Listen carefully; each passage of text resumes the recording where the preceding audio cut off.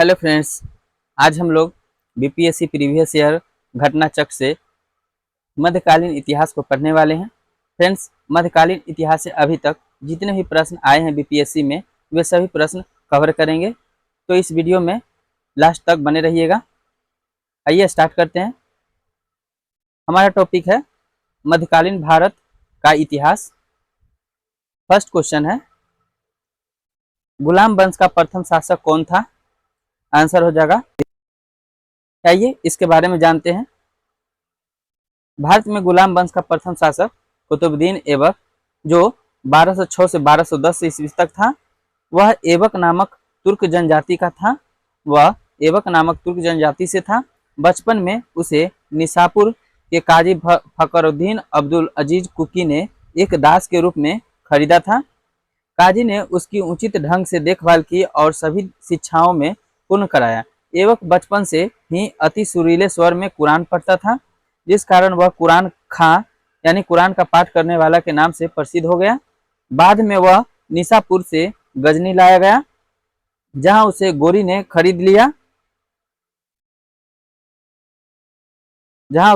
खरीद लिया अपनी प्रतिभा, लगन और ईमानदारी के बल पर शीघ्र ही ऐबक ने गोरी का विश्वास प्राप्त कर लिया।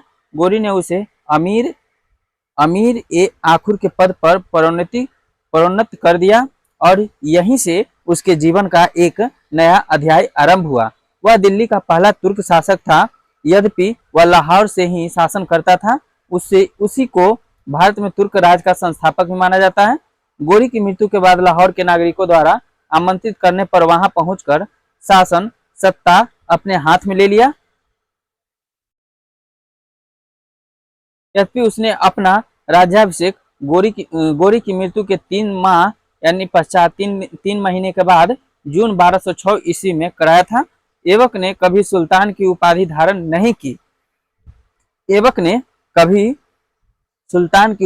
नहीं की।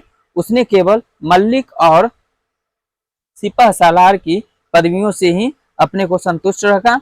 गोरी के उत्तराधिकारी गयासुद्दीन द्वारा मुक्ति पत्र प्राप्त करने के बाद नियम पूर्वक 1208 ईस्वी में ऐबक को दास्ता से मुक्ति मिली। सेकंड क्वेश्चन है, कुतुबुद्दीन ऐबक की राजधानी थी, तो आंसर हो जाएगा लाहौर में। इनकी राजधानी लाहौर थी। 2.5 दिन का झोपड़ा क्या था? तो यह एक मस्जिद था। अपनी उदारता के कारण कुतुबुद्दीन ऐबक इतना अधिक दान करता था कि उसे लाख बख्श यानी लाखों का दान देने वाला के नाम से पुकारा गया। फरिश्ता ने लिखा है कि यदि व्यक्ति किसी की दानशीलता की प्रशंसा करते थे तो उसे अपने युग का ऐबक पुकारते थे। इसकी एक उपाधि कुरान खां भी था। ऐबक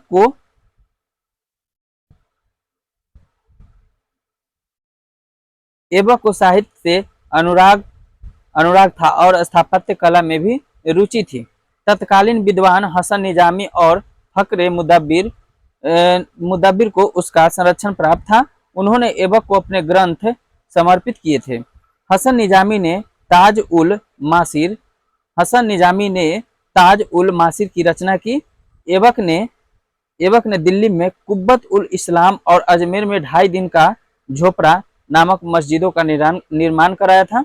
उसने दिल्ली में स्थित कुतुब मीनार का निर्माण कार्य प्रारंभ किया, जिसे इल्तुतमिश ने पूरा करवाया। नेक्स्ट क्वेश्चन है, कुतुब मीनार किसके द्वारा पूरा कराया गया था? आंसर हो जाएगा इल्तुतमिश।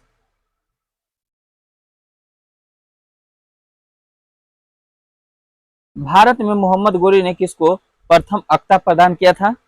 आंसर है बी, कुतुबुद्दीन ऐबक। बिहार का प्रथम मुस्लिम विजेता कौन था? आंसर हो जाएगा बख्तियार खिलजी।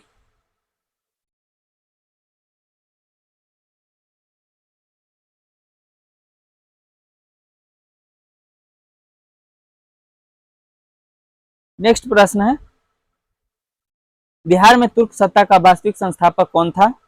आंसर हो जाएगा बी, इब्न बख्तियार खिलजी।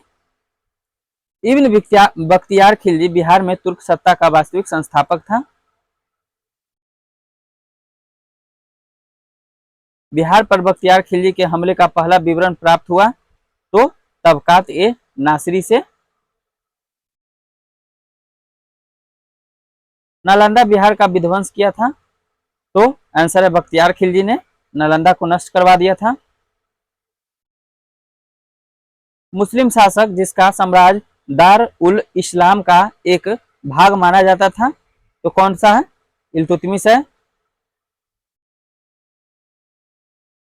इल्तुतमिश के काल में 1229 ईस्वी में बगदाद के खलीफा ने इल्तुतमिश को खिल्लत यानी खिल्लत प्रदान की। अब सल्तनत सैद्धांतिक रूप से बगदाद के खलीफा के अधीन दार उल इस्लाम का एक भाग बन गया था। इल्तुतमिश ने बिहार में अपना प्रथम सूबेदार नियुक्त किया था तो किसे नियुक्त किया था? तो मलिक जानी को इल्तुतमिश ने अपना बिहार में प्रथम सूबेदार नियुक्त किया था।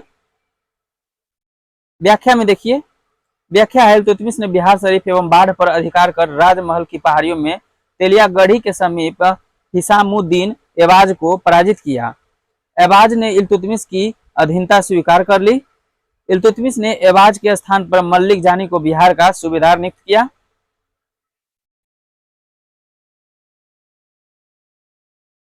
नेक्स्ट प्रश्न है,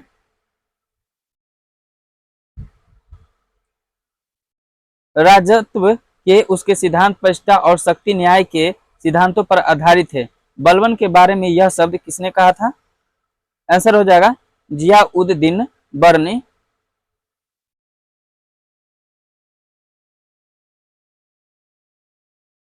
देखिए, बलबन के बारे में जियाउद्दीन बर्नी यह कहता है कि राजत्व के सिद्धांत प्रतिष्ठा शक्ति और न्याय के सिद्धांतों पर आधारित है। ध्यातव्य है कि बलबन दिल्ली सल्तनत काल के दौरान गुलाम वंश का एक शासक था। उसने रक्त एवं लौह की नीति अपनाई थी। प्रश्न आता है, रक्त एवं लौह की नीति किससे संबंधित है? तो आंसर हो जाएगा बलबन।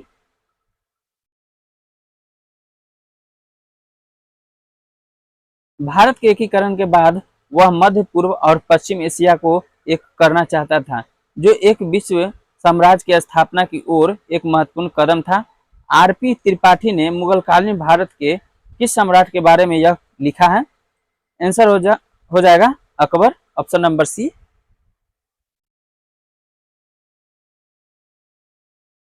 आरपी त्रिपाठी मुगलकालीन सम्राट अकबर के बारे में यह लिखते हैं कि भारत के एकीकरण के बाद वह मध्य पूर्व एवं पश्चिम एशिया को एक करना चाहता था, जो एक विश्व साम्राज्य की स्थापना की ओर एक महत्वपूर्ण कदम था।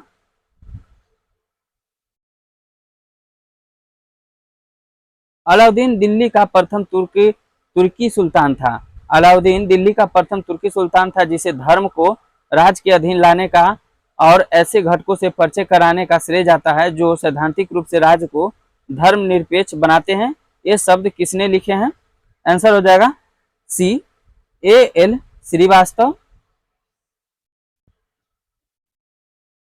एल श्रीवास्तव अलाउद्दीन खिलजी के बारे में लिखते हैं कि अलाउद्दीन दिल्ली का प्रथम तुर्क सुल्तान था जिसे धर्म को राज्य के अधीन लाने का और ऐसे घटकों से परिचय कराने का श्रेय जाता है जो सैद्धांतिक रूप से राज्य को धर्मनिरपेक्ष बनाते हैं।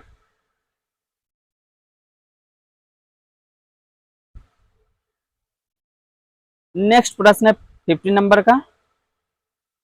वह प्रथम मुस्लिम शासक कौन था जिसने शासन के सिद्धांत यानी थियोरी ऑफ किंगशिप को राजाओं के ईश्वरीय अधिकार सिद्धांत यानी थियोरी ऑफ डिवाइन राइट के समान प्रतिपादित किया था? आंसर हो जाएगा सी, बलबन।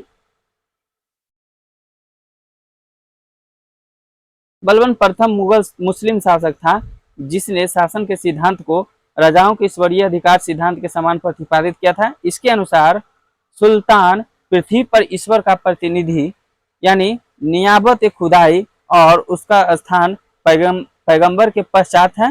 राजा जिल्ले अल्लाह या जिल्ले इलाही अर्थात ईश्वर का प्रतिबिंब है। उसने पुत्र बुगरा खां से कहा था, सुल्तान का पद निरंकुशता का सजीव प्रतीक है।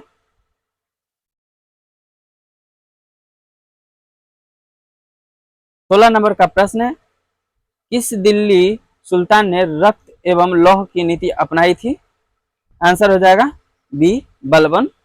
देखिए 66वीं बीपीएससी प्री का यह क्वेश्चन है। बलबन के विषय में कहा गया है कि उसने रक्त और लौह की नीति अपनाई थी। बलबन के राजत्व सिद्धांत की दो मुख्य विशेषताएं थी। प्रथम, सुल्तान का पद ईश्वर के द्वारा प्रदत्त होता है और द्वितीय, सुल्तान का निरंकुश होना आवश्यक है। उसके अनुसार सुल्तान पृथ्वी पर ईश्वर की प्रतिनिधि यानी नियामत खुदाई और उसका स्थान पैगंबर के पश्चात है। सुल्तान को कार्य करने की प्रेरणा और शक्ति ईश्वर से प्राप्त होती है। इस कारण जनसाधारण या सरदारों को उसके कार्यों की आलोचना का अधिकार नहीं है।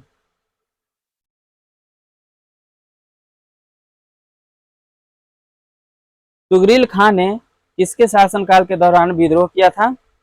आंसर है ए बलबन।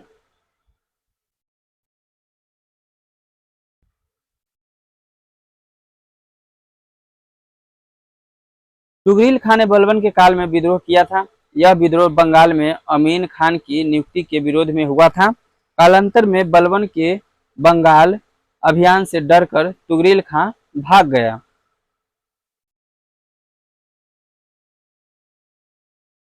जब उसने राजतत्व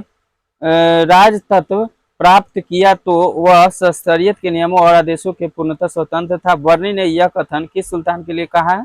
आंसर हो जाएगा बी बलबन। सॉरी, उसका आंसर हो जाएगा सी अलाउद्दीन खिलजी होगा। प्रश्न था कि जब उसने राजत्व प्राप्त किया तो वह शरीयत के नियमों और आदेशों से पूर्णतः स्वतंत्र था। बर्नी ने यह कथन किस सुल्तान के लिए कहा था? तो आंसर हो जाएगा अलाउद्दीन खिलजी के लिए यह कथन था। व्याख्या देखते हैं। जियाउद्दीन बर्नी ने उक्त कथन अलाउद्दीन खिलजी के लिए कहा था। अलाउद्दीन दिल्ली का पहला सुल्तान था जिसने धर्म पर राज का नियंत्रण स्थापित किया। इस संदर्भ में अपनी नीति की व्याख्या करते हुए वह स्वयं कहता है कि मैं नहीं जानता कि कानून की दृष्टि से क्या उचित है और क्या अनुचित। मैं राज्य की भलाई अथवा अवसर विशेष के लिए जो उपयुक्त समझता हूँ उसी को करने की आज्ञा देता हूँ। अंतिम न्याय के दिन मेरा क्या होगा मैं नहीं जानता। अलाउद्दीन ने राजपथ के विषय में बलबन के विचार को पुनः जीवित किया। वह राजा की सार्वभौमिकता में विश्वास रखता था जो पृथ्वी पर ईश्वर का प्रतिनिधित्व मात्र है। उसने अपनी शक्ति की वृद्धि के विषय में खलीफा की अनुमति लेना आवश्यक नहीं समझा। इसलिए उसने खलीफा से अपने पद की मान्यता प्राप्त करने के संबंध में कोई याचना नहीं की। उसने अपने आप को यामिल उल खिलाफत नासिरी अमीर उल मुमनीन बताया। इस प्रकार अलाउद्दीन दिल्ली का पहला सुल्तान था जिसने धर्म को राजनीति में हस्तक्षेप नहीं करने दिया। अलाउद्दीन उलेमा वर्ग के प्रभाव से मुक्त रहा। नेक्स्ट प्रश्न है, इनमें से किसने खलीफा की शक्ति का विरोध किया है? आंसर है ई। देखते हैं व्याख्या में। किसी भी सुल्तान ने खलीफा की शक्ति का विरोध नहीं किया। इल्तुतमिश ने खलीफा से मान्यता प्राप्त जरूर की थी, परंतु बंगाल के सुल्तान गयासुद्दीन ने भी खलीफा से मान्यता प्राप्त की थी, जिस पर आक्रमण कर इल्तुतमिश ने एक तरीके से खलीफा की सत्ता का विरोध भी किया था। अलाउद्दीन खिलजी, बलबन, मोहम्मद बिन तुगलक सभी व्यावहारिक रूप में स्वतंत्र शासक ही थे, लेकिन किसी ने खलीफा की शक्ति या सत्ता का विरोध नहीं किया था। केवल मुबारक खिलजी था जिनके स्वयं खलीफा की उपाधि ली थी।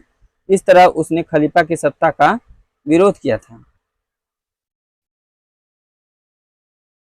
अलाउद्दीन खिलजी के प्रसिद्ध सेनापतियों में किसकी मंगोलों के विरुद्ध लड़ते हुए मृत्यु हुई? आंसर है जफर खां का।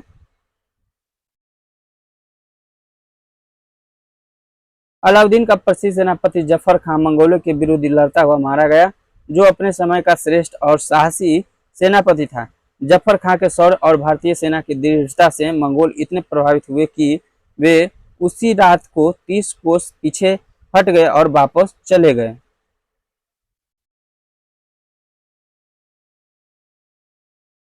इनमें से किसने हुमायूं को यह प्रस्ताव दिया था कि यदि उसे बंगाल पर अधिकार करने दिया गया तो वह बिहार को समर्पित कर देगा और 10 लाख दिनार की वार्षिक श्रद्धांजलि अर्पित करेगा? आंसर हो जाएगा बी, शेर खां।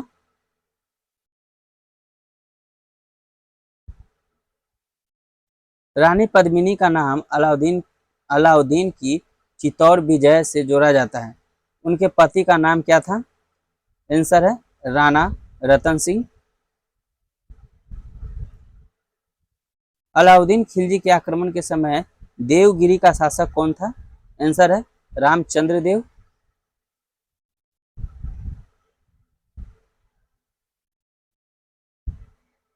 नेक्स्ट प्रश्न है, किस सुल्तान के काल में खालिसा भूमि अधिक पैमाने में विकसित हुई थी? आंसर है बी, अलाउद्दीन खिलजी। देखते हैं खालिसा भूमि क्या था। अलाउद्दीन की राजस्व और लगान व्यवस्था का मुख्य उद्देश्य एक शक्तिशाली और निरंकुश राज्य की स्थापना करना था।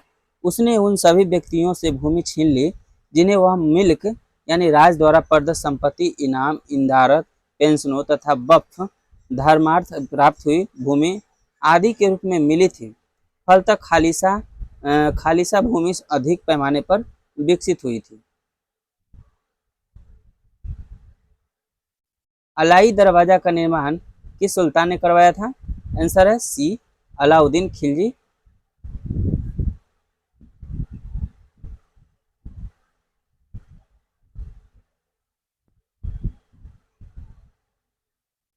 दिल्ली के किस सुल्तान ने सबसे ज्यादा नहरों का निर्माण किया था? आंसर है फिरोज शाह तुगलक।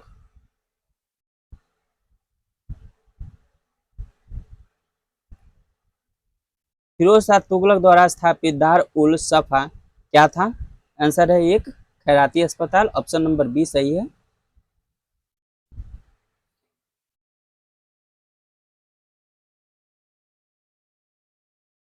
निम्नलिखित में से किस सुल्तान ने बेरोजगारों को रोजगार दिलवाया था? आंसर है फिरोज शाह तुगलक।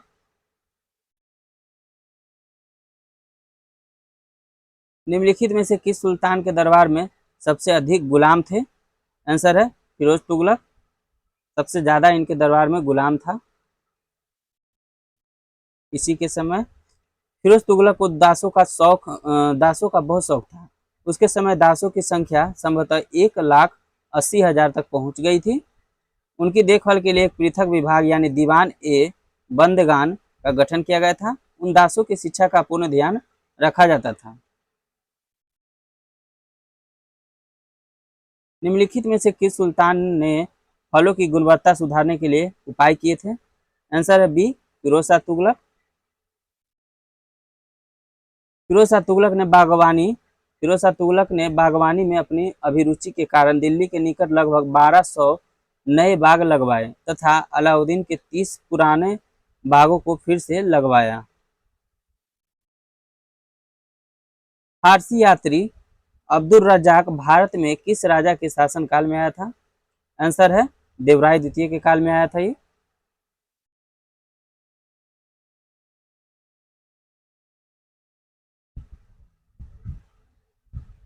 फारसी राजदूत अब्दुल रज्जाक संगम वंश के सबसे प्रतापी शासक देवराय द्वितीय यानी कार्यकाल 1422 ईस्वी से 1446 ईस्वी तक के शासनकाल में विजयनगर आया था। उसने अपने यात्रा वृत्तांत मतला उस सदाइन व मज्जम उल बहरीन में देवराय द्वितीय के शासनकाल का वर्णन किया है। तैमूर के आक्रमण के बाद भारत में किस वंश का राज स्थापित हुआ? आंसर है बी, सैयद वंश। निम्नलिखित में से किस सुल्तानों ने एक नगर बसाया जहां अब आगरा है? आंसर है सिकंदर लोदी।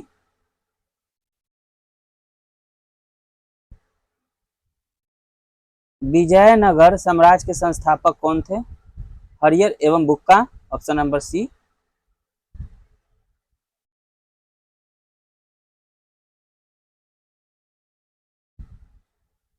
विजयनगर के उस पहले शासक की पहचान करें जिसने बहमनियों से गोवा को छीना था। हरिहर द्वितीय ने छीना था यह। ऑप्शन नंबर बी सही है। विजयनगर के राजा कृष्णदेव राय ने गोलकुंडा का युद्ध किस राजा के साथ लड़ा था? आंसर है कुली कुतुब शाह।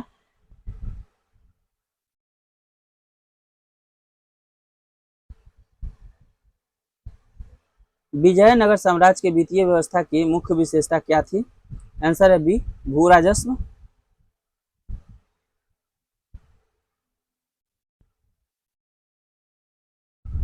विजयनगर साम्राज्य का अवशेष कहाँ मिलता है? आंसर है सी हम्पी में। हम्पी कहाँ है? तो कर्नाटक में है। देखिए, हम्पी के खंडहर यानी वर्तमान में कर्नाटक में अवस्थित है विजयनगर साम्राज्य की प्राचीन राजधानी का प्रतिनिधित्व करते हैं। विजयनगर काल में बना विरूपाक्ष मंदिर यहीं पर अवस्थित है।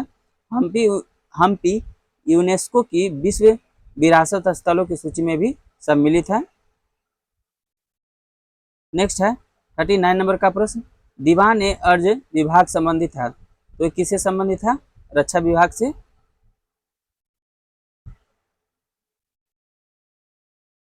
शिवाजी की राजधानी कहाँ थी? आंसर है ए रायगढ़।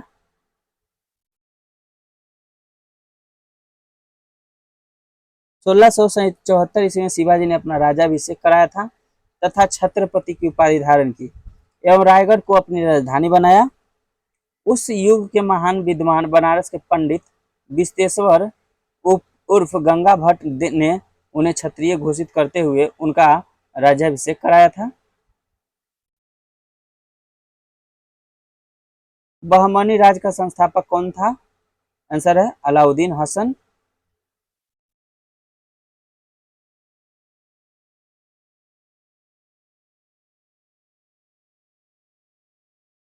सरंजामी प्रथा किससे संबंधित थी? आंसर है मराठा भू राजस्व प्रथा से। निम्नलिखित में कौन भूमि उत्पाद पर लगने वाले कर को इंगित करता है?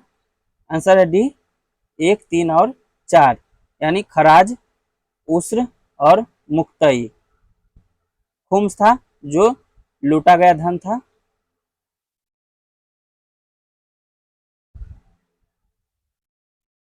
किस सुल्तान ने जमीन में फसल की नपाई का आधा राजस्व के रूप में दावा किया था? आंसर है सी अलाउद्दीन खिलजी।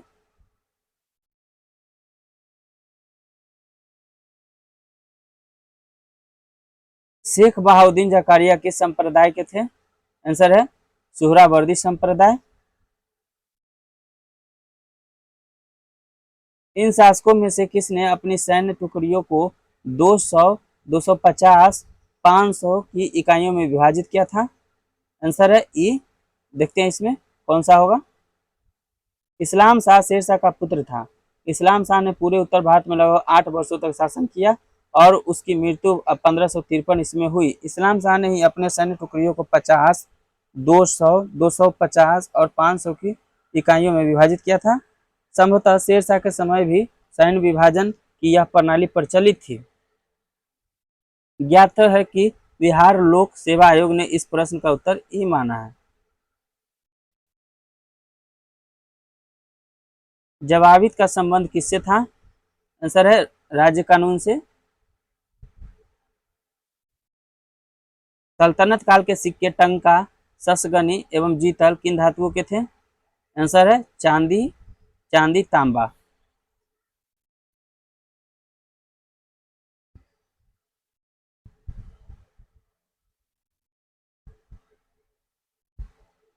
देखिए, सल्तनत काल में टंका चांदी एवं जीतल तांबे को अब बना होता था।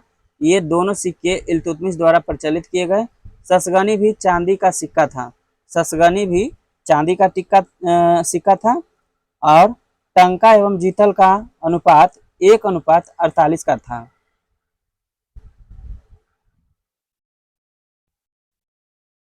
भारत में कागज का प्रयोग कब से प्रारंभ हुआ था? आंसर है 12वीं शताब्दी में। तबकात ए नासिर का लेखक कौन था? आंसर है मिनहाज उस सिराज।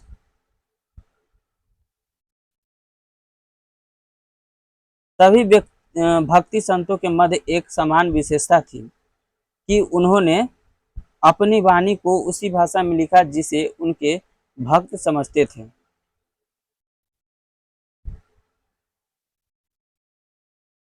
मोहम्मद गोरी गुजरात के चालुक्यों द्वारा कब पराजित हुआ था? आंसर हो जाएगा डी 1178 ईस्वी में।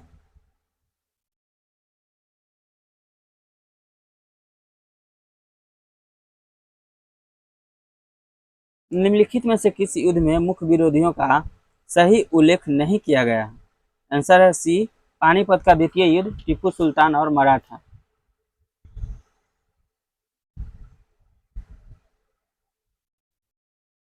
दिल्ली सल्तनत के दौरान मुकद्दम या चौधरी पद का इस्तेमाल किनके लिए किया जाता था?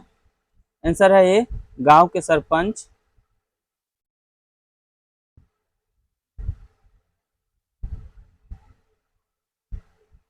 तबकात अकबरी, जिसे कभी कभी अबुल फजल के अकबरनामा से अधिक विश्वसनीय माना जाता है, जिसके द्वारा लिखा गया था, तो वह था निजामुद्दीन अहमद के द्वारा।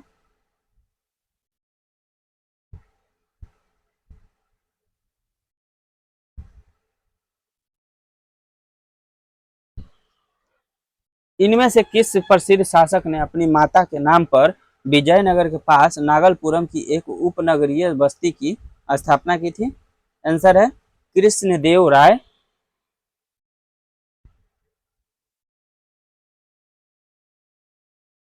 अलाउद्दीन खिलजी द्वारा द्वार समुद्र की विजय के लिए किसे नियुक्त किया गया था? आंसर है डी मलिक काफूर को। मोरक्को के यात्री इब्न बतूता का वृत्तांत किस रूप में जाना जाता है? आंसर है रिहला। फतेहपुर सीकरी स्थित प्रसिद्ध बुलंद दरवाजा जामा मस्जिद का कौन सा प्रवेश द्वार बनता है? आंसर हो जाएगा सी यानी दक्षिणी होगा।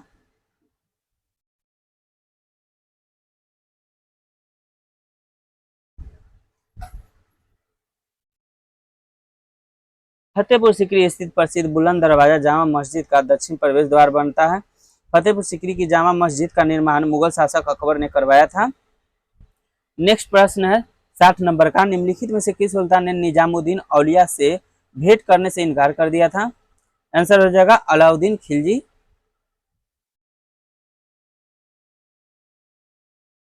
फिर है 12 मासा की रचना किसने की थी?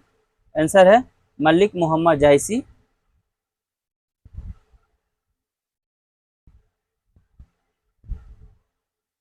पानीपत के युद्ध में बाबर की जीत का मुख्य कारण क्या था? आंसर है बी उसकी सैन्य कुशलता।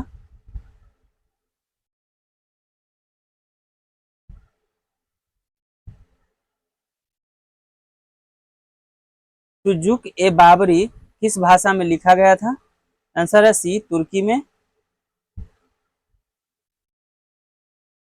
हुमायूं ने चुनार दुर्ग पर प्रथम बार आक्रमण कब किया था? आंसर है 1532 ईस्वी में।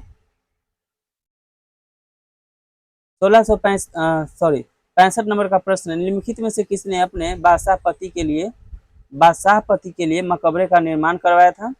आंसर है हाजी बेगम ने। देखिए, हाजी बेगम ने अपने पति हुमायूं के मकबरे का निर्माण दिल्ली यानी दिन पनाह में 1564 ईस्वी में करवाया था। इस मकबरे का नक्शा मीरक मिर्जा ग्यास यानी ईरानी वास्तुकार ने तैयार किया था। श्वेत संगमरमर से बना यह भारत का प्रथम गुंबद वाला मकबरा है। इस मकबरे के परितः एक बाग की रचना हुई है। हुमायूं नामा की रचना किसने किया था? आंसर है सी गुलबदन बेगम ने।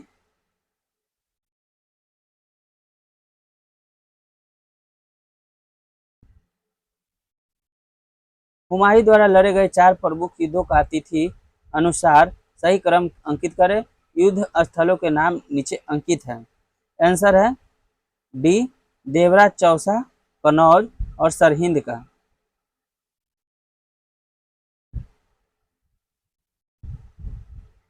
निम्नलिखित में से किस सुल्तान ने पहले हजरत आला की उपाधि अपनाई और बाद में सुल्तान की? आंसर है सी शेरशाह सूरी ने। शेरशाह का मकबरा कहाँ स्थित है? आंसर है सासाराम में, रोहतास जिले के।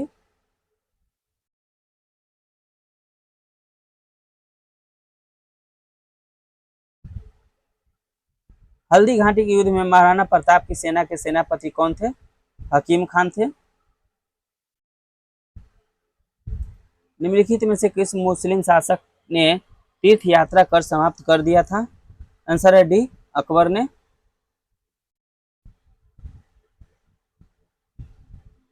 अकबर ने बंगाल तथा बिहार को मुगल साम्राज्य में मिलाया था। कब मिलाया था? 1576 ईस्वी में।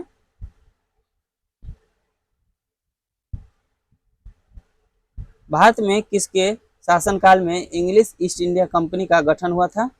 आंसर है बी, अकबर के। आईने अकबरी किसके द्वारा लिखी गई थी? आंसर है डी, अबुल फजल के द्वारा।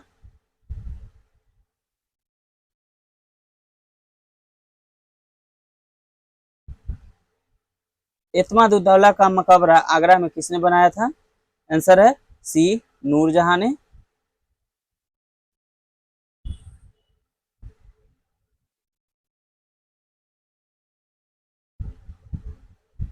प्राचीन कार्य यानी पिट्रा ड्यूरा निम्नलिखित में से किससे संबंधित है?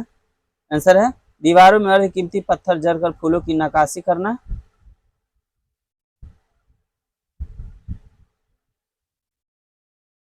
मध्यकाल में बटाई शब्द का अर्थ क्या था?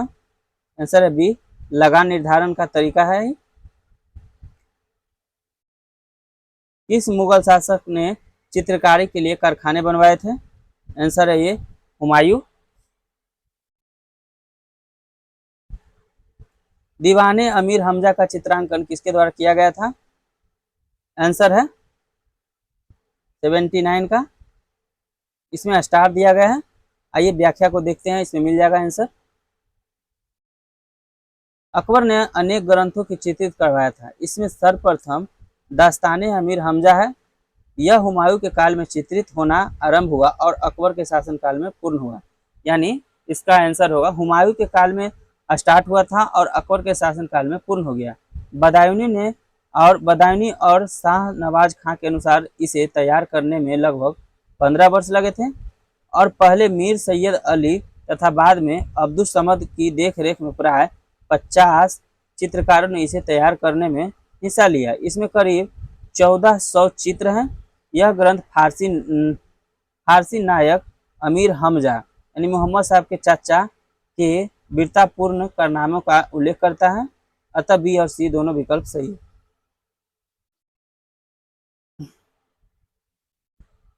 यूरोपीय चित्रकारी का प्रवेश किसके द्वार में हुआ था? अकबर की। दशवंत और बसावन प्रसिद्ध चित्रकार मुगल सम्राट के राज दरबारी थे। आंसर होगा अकबर की।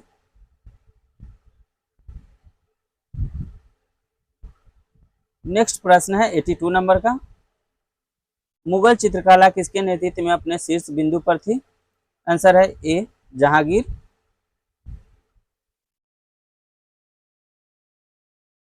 जब्ती प्रणाली किसकी उपज थी? आंसर हो जाएगा डी, अकबर की। यह कथन किसका है कि अकबर के शासन में इलाहाबाद में 40 स्तंभ युक्त मंजिल के निर्माण में 5000 से 20,000 लोगों ने 40 साल तक काम किया था? आंसर है सी, विलियम फिंच। कश्मीर का अकबर के नाम से प्रसिद्ध सुल्तान कौन था? आंसर हो जाएगा डी, सुल्तान जैनुल आबिदीन।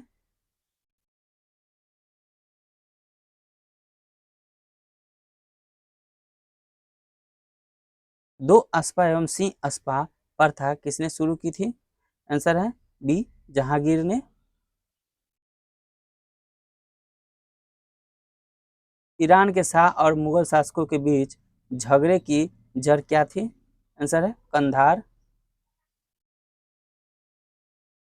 दिल्ली के लाल किले का निर्माण करवाया था, किसने करवाया था? शाहजहां ने करवाया था। निम्नलिखित में से किस इतिहासकार ने शाहजहां के शासनकाल को मुगल काल का स्वर्ण युग कहा है?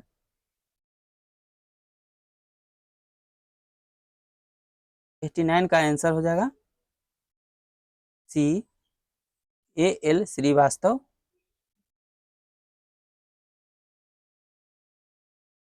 औरंगजेब द्वारा चलाए जिहाद का अर्थ है दारुल इस्लाम से। पटना में किस सिख गुरु का जन्म हुआ था? आंसर है गुरु गोविंद सिंह का। मुगल प्रशासन में मुहतसिब था, क्या था? लोक आचरण अधिकारी था। मुगल प्रशासन में मध्यमासा इंगित करता है विद्वानों को दी जाने वाली राजस्व मुक्त अनुदान भूमि। मयूर सिंहासन पर बैठने वाला अंतिम मुगल सम्राट कौन था? आंसर हो जाएगा मोहम्मद शाह। निम्नलिखित में से किस मुगल बादशाह को वजीर गाजीउद्दीन ने दिल्ली में दाखिल नहीं होने दिया था? आंसर है शाह आलम द्वितीय का। अलाउद्दीन खिलजी के आक्रमण के समय चित्तौड़ का शासक कौन था? Rana Ratan Singh. Option number B सही है।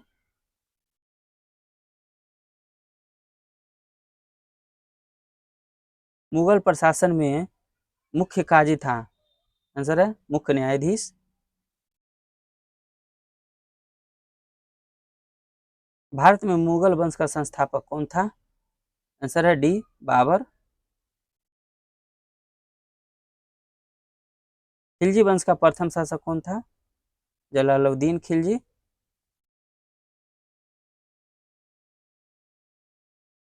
नेक्स्ट है 26 जून 1539 को शेर शाह और हुमायूं के बीच युद्ध कहाँ लड़ा गया था? आंसर है डी चौसा में।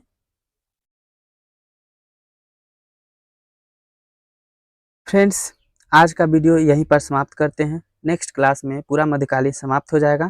फ्रेंड्स, हम लोग प्राचीन इतिहास को समाप्त कर चुके हैं। अगर आप लोग नहीं देखे हैं तो प्लेलिस्ट में जाकर जरूर देखें। फ्रेंड्स, अगर हमारी वीडियो अच्छी लगी हो तो एक लाइक, सब्सक्राइब एंड कमेंट जरूर कीजिएगा। Thanks for watching video. जय हिंद।